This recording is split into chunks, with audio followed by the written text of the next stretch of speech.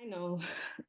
This isn't going to be very easy, but I was just out there alone in the world and I got so scared because all I could think about was I had no place in the world. But then I just out of nowhere realized that there was one place in this world that I did have, and that was with you. So I flew and I took a taxi from Bangor. I just had to come see you. Thank God you're still.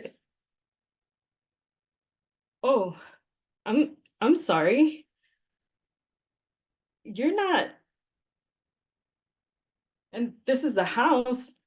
I'm I'm so sorry. Does Daniel Harding live here? I'm looking for Daniel Harding. He lives here, I thought. But oh, he doesn't, does he? Uh oh, I'm sorry. I'm so embarrassed. Uh I just honestly thought he'd be here. I I always thought he'd be here. Always. Um, do you know him? Big, tall guy, played basketball all Eastern Maine Center. Strong. Do you know him? Played hockey too? Oh, don't even answer that. That was a horrible thing to ask.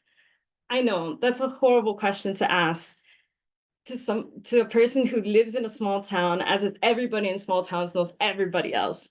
I can't believe I did that. I I don't live here anymore. But when I did, I hated it when people assumed I knew everybody in town just because it was small. I mean, and you don't know who you don't know, just like anywhere else. I'm sorry to bother you. It's just when his parents passed away, he kept the house. I heard he lived here, stayed here, I thought. Well, last time I saw him, he asked me a very important question and I didn't answer it. And that's just not a very nice thing to do to a person, you know? He asked me to marry him, but I didn't answer him. And that's why I'm here to answer him. I mean, I didn't answer him in the first place because I didn't have an answer at the time. I mean, I was going to college. And then the night before I'm about to go off into the world and do what I hope and dream, he asked me, will you marry me? I mean, come on. I was leaving in the morning. What was I supposed to do?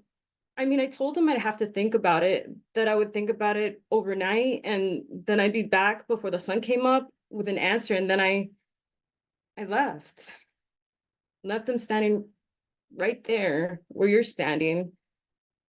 And then I didn't make it back with an answer before the sun came up or at all.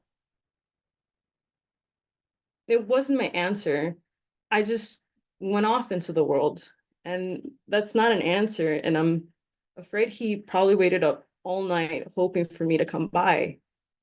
And I just want to tell him that I know now that you can't just do a thing like that, not answer a question like that, like the one he asked me.